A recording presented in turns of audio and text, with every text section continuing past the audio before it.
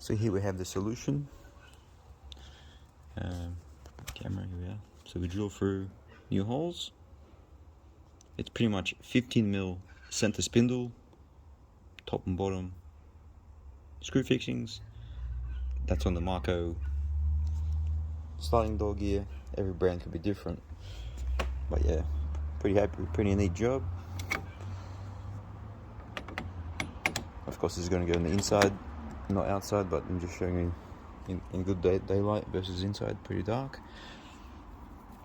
Yeah, I've got 2-pack resin as well, which I'm going to fill this hole, one hole extra in the resin. Also available for sale. So this hole will be fixed, and then the handle will go here, closed with a rosette, and then nothing else will be seen. Beautiful retrofit, pretty happy. Don't rush it. You can do it yourself.